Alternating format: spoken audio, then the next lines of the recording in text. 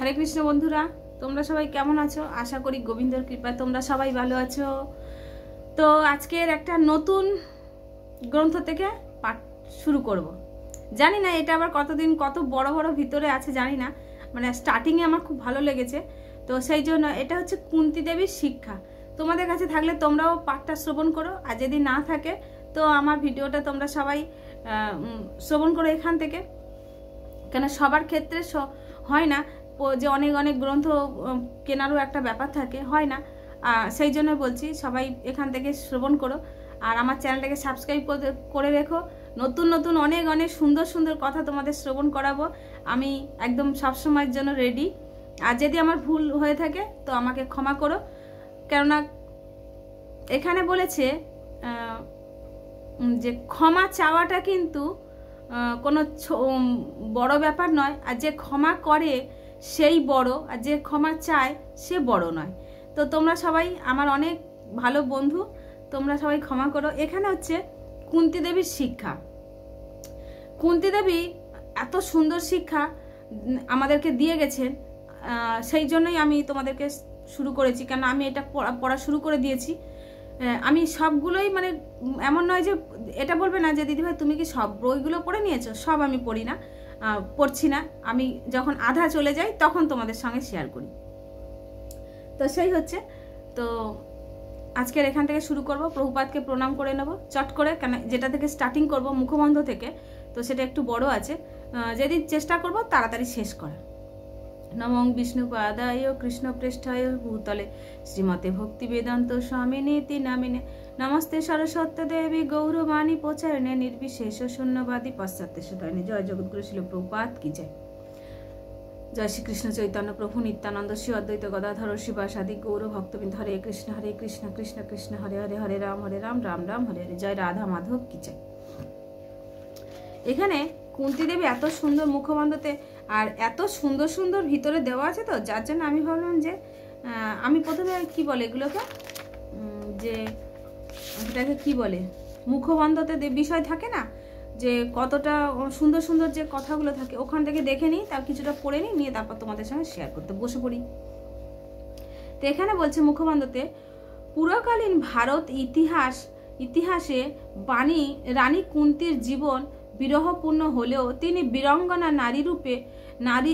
নারূপে বিচিত্র হন।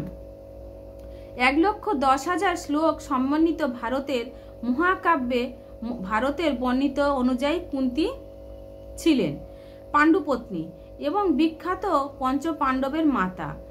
5,000 বছর পূর্বে কুরুক্ষেত্রের স্বর্গগ্রাসী প্রলয়ঙ্কর যুদ্ধে বিশ্বের ইতিহাসে গতি পরিবর্তিত হয়েছিল। এই জটিল নাটকীয় রাজনৈতিক পরিস্থিতিতে তিনি ছিলেন একজন কেন্দ্রীয় চরিত্র। কুরুক্ষেত্রের যুদ্ধই এই পরিস্থিতিতে চরম অবস্থা। নিচে মহাভারতের বর্ণিত ব্যাপক হত্যাকাণ্ডের সংক্ষিপ্ত পরিচয় দেওয়া হয়েছে।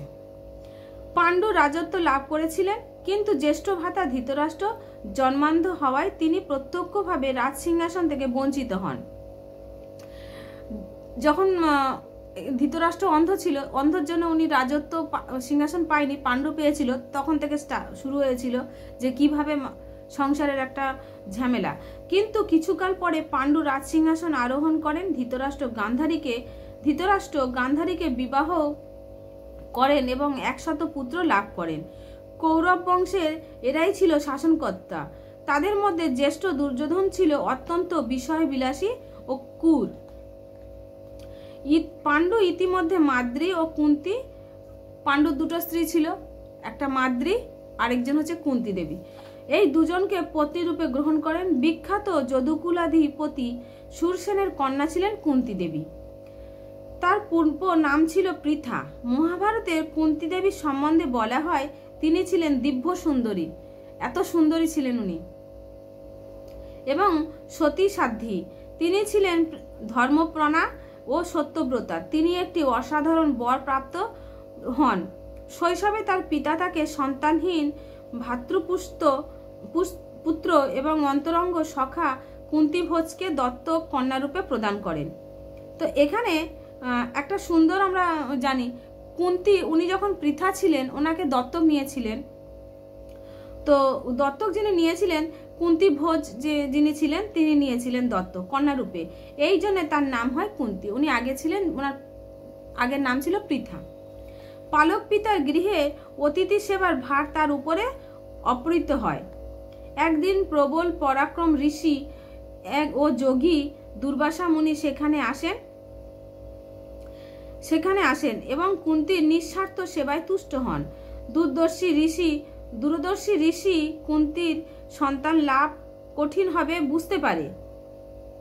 তো ভগবান এখানে সবকিছুই, মানে আমরা ভগবানকে চোখে দেখতে পাই না, কিন্তু গুরুর কৃপায় আমরা সবকিছু, তখন গুরু আমাকে বুঝিয়ে দেয় যে এটা তোমার হতে পারে।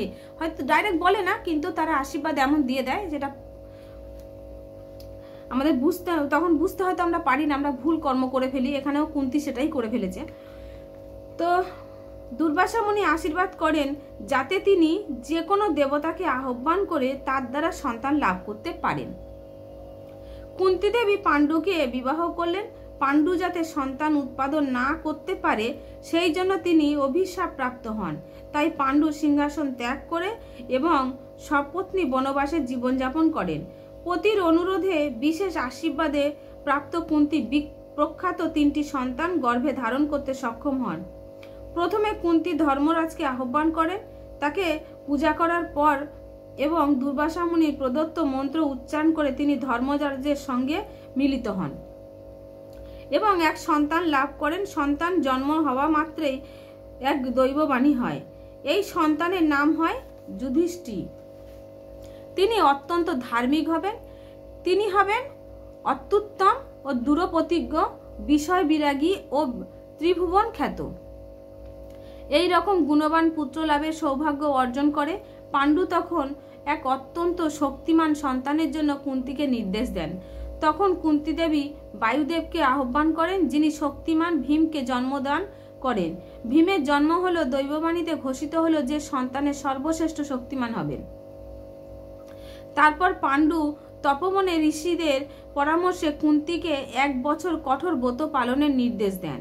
ব্রত শেষ হবার পরে পাণ্ডু কুন্তীকে বললেন, স্বর্গরাজ ইন্দ্রকে তোমার প্রতি তুষ্ট হয়েছেন, তুমি তাকে আহ্বান করো। কুন্তী দেবী তখন ইন্দ্রকে আহ্বান করলেন। ইন্দ্র কুন্তীর কাছে আসেন এবং অর্জুনের জন্ম হয়।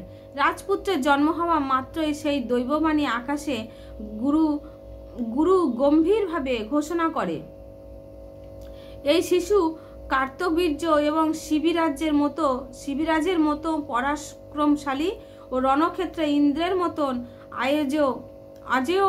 অজয় হবে।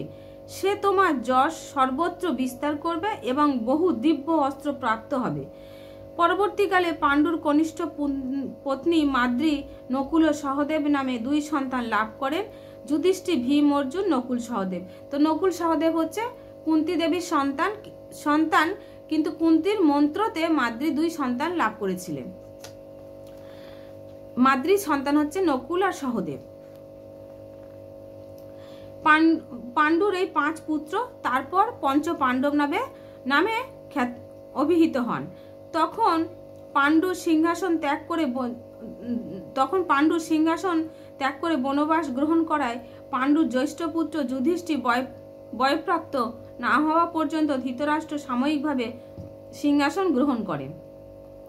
কিন্তু এই ঘটনায় বহুকাল পূর্বেই অভিশাপের ফলে পাণ্ডুর মৃত্যু হয় এবং মাদ্রী পাণ্ডুর শবদাহে আরোহণ করে জীবন বিসর্জন দেন। তার ফলে পঞ্চপাণ্ডব কুন্তী দেবীর প্রয়োজনতে রক্ষিত হয়। পাণ্ডুর মৃত্যুর পর বনবাসী ঋষিরা কুন্তী সহ পঞ্চপাণ্ডবকে হস্তিনাপুরে কৌরব সভায় নিয়ে আসেন।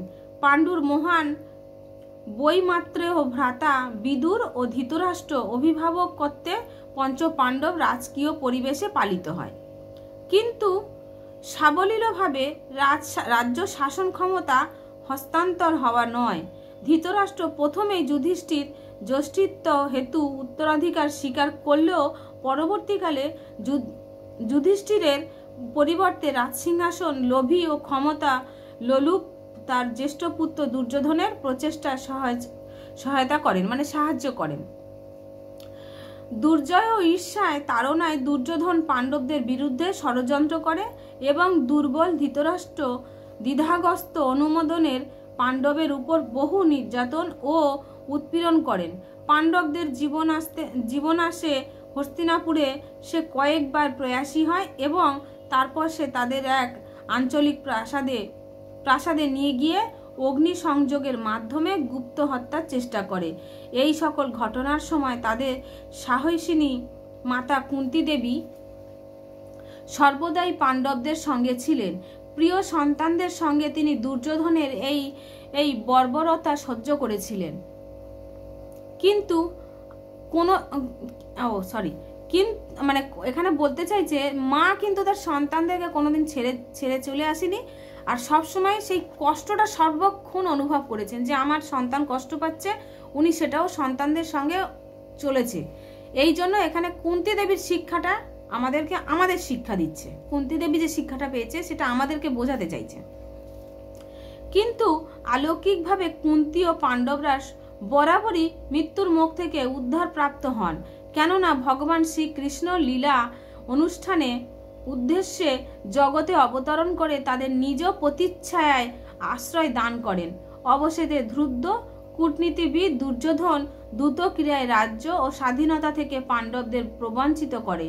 দ্রুত ক্রিয়ার ফলে পাণ্ডব পত্নী দ্রৌপদী কৌরবদের দ্বারা লাঞ্ছিত হন এবং পাণ্ডবরা 13 বছর বনবাসে যেতে বাধ্য হন। কুন্তী দেবী এই ঘটনায় শোকে অভিভূত হন। দীর্ঘ 13 বছর ব্যাপী বনবাসে অবসান ঘটলে রাজ্য পুনরায় দাবি করার জন্য পাণ্ডবরা হস্তিনাপুরের প্রত্যাবর্তন করেন, কিন্তু দুর্যোধন রাজ্য শাসন ক্ষমতা ত্যাগ করতে স্পষ্টভাবে অস্বীকার করে। তারপর যুদ্ধ বিগ্রহ দমনের কয়েকটি নিষ্ফল প্রয়াস করে। যুধিষ্ঠির পাণ্ডবদের রাজ্য শান্তিপূর্ণ উপায়ে ফিরে যাওয়ার উদ্দেশ্যে স্বয়ং কৃষ্ণকে প্রেরণ করলেন, কিন্তু এই প্রচেষ্টা ব্যর্থ হয়। কারণ হচ্ছে দুর্যোধনের গোঁড়ামি ও জেদি মনোভাব এবং উভয় পক্ষেই যুদ্ধের জন্য প্রস্তুত হয়। বিশ্বযুদ্ধের দৃশ্য রচনা করে যুধিষ্ঠিরকে রাজসিংহাসনে স্থাপন ও তার বিরোধিতা করে পৃথিবীর সকল প্রান্তের মহাযোদ্ধারা সমবেত হয়। কুরুক্ষেত্রের ঐতিহাসিক নামে 18 দিন ব্যাপী প্রচণ্ড যুদ্ধ চলে। অবশেষে মুষ্টিমেয় কয়েকজন ছাড়া কোটি কোটি যোদ্ধা মৃত্যুবরণ করে। এই নির্মম নিষ্ঠুর গণহত্যায় একমাত্র ভগবান শ্রীকৃষ্ণ, পাণ্ডবরা ও কয়েকজন রক্ষা পায়। দুর্যোধন ও তার ভ্রাতারা সহ কৌরব পক্ষ সম্পূর্ণভাবে বিধ্বস্ত হয়। প্রতিহিংসায় চরিতার্থতায় বেপরোয়ায় কৌরব পক্ষীয় জীবিত অশ্বত্থামা ঘুমন্ত অবস্থায় দ্রৌপদীর পঞ্চপুত্রকে নিষ্ঠুরভাবে হত্যা করেন। এইভাবে পুত্রদের জীবনহানির ফলে কুন্তী দেবী অন্তরে গভীর আঘাত পান। পশুর মতো রাজ্য বন্ধনে আবদ্ধ করে অশ্বত্থামাকে পাণ্ডবদের শিবিরে আনা হয়। কুন্তী দেবীর পুত্রবধূ ও নিহত সন্তানদের মাতা অপার করুণাময়ী দ্রৌপদী অশ্বত্থামার প্রাণ ভিক্ষা করে তাকে মুক্ত করে দেন, কিন্তু নির্লজ্জ অশ্বত্থামা পাণ্ডবদের উত্তরাধিকারী শেষ বংশধর উত্তরার গর্ভস্থ পুত্রকে সজোরে ব্রহ্মাস্ত্র নিক্ষেপ করে। নিহত করার আর একবার প্রয়াস করে, আর প্রতিধাবিত ক্ষেপণাস্ত্রটি দেখে উত্তরা পরম ঐশ্বর্যপূর্ণ রাজধানী দ্বারকার উদ্দেশ্য যাত্রার উদ্যোগী ভগবান কৃষ্ণের শ্রীচরণে আশ্রয় গ্রহণের জন্য তৎক্ষণাৎ ধাবিত হন।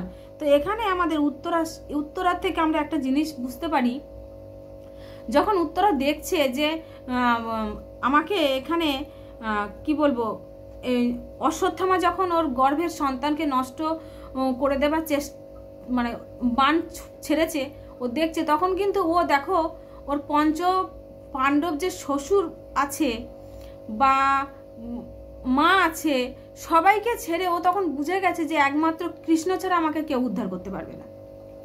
মানে আমাকে পড়তে গিয়ে আমার খুব মানে কষ্ট লাগে যে আমরা এতটাই মূর্খ, আমরা ভগবানকে চিনতে পারি না।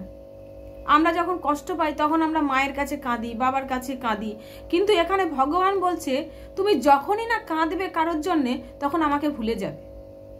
তো কাঁদতে যদি হয় ভগবানের কাছেই কাঁদো, তাহলে অন্তত তার কথাটা আমরা মনে রাখতে পারবো। তো উত্তরা তখন ভগবান শ্রীকৃষ্ণের কাছে ছুটে গেলেন। হ্যাঁ, কেঁদে ফেলি। তো কৃষ্ণ তার সুদর্শন চক্র দ্বারা দুর্মনীয় তাপ ও আলোককে দমন করে পাণ্ডব ও তাদের মাতা কুন্তী দেবীকে আসন্ন মৃত্যু থেকে রক্ষা করেন। অনেকটাই বড়, আমি কিছুটা পড়ে আবার রেখে দেবো, পরের দিন আবার পড়ব। তো এই চরম দুর্দশা থেকে পাণ্ডবদের উদ্ধার করে এবং নিজের সকল পরিকল্পনাগুলি সফল হতে দেখে। ভগবান কৃষ্ণ আবার বিদায় নিতে প্রস্তুত হচ্ছিলেন। বহু বছর ব্যাপী দুর্যোধন ও কুন্তী দেবীর পরিবারকে উৎপীড়ন করে, কিন্তু প্রতিটি বিপদে মুহূর্তে কৃষ্ণ তাদের রক্ষা করেছেন আর তিনি আজ তাদের ছেড়ে চলে যাচ্ছেন। কুন্তী দেবী অভিভূত হয়ে তার হৃদয়ে অন্তঃস্থল থেকে কৃষ্ণের উদ্দেশ্য বন্দনা করেন। তো এখানে আমি রেখে দিচ্ছি। আবার যখন মানে একটা মহাভারতের পুরো ঘটনাটা আমি তোমাদের সংক্ষেপে শুনিয়ে চলে গেলাম। তো কিছুটা আর একটু বাকি আছে, কিছুটা মানে অনেকটা বড় হয়ে যাবে ভিডিও, যার জন্য আমি রেখে দিলাম যাতে আমার বন্ধুদের অসুবিধা না হয়। তো এটা কুন্তী দেবীর মুখবন্ধ প্রথমটা, দ্বিতীয় পার্টটা পরে আবার কাল দেব।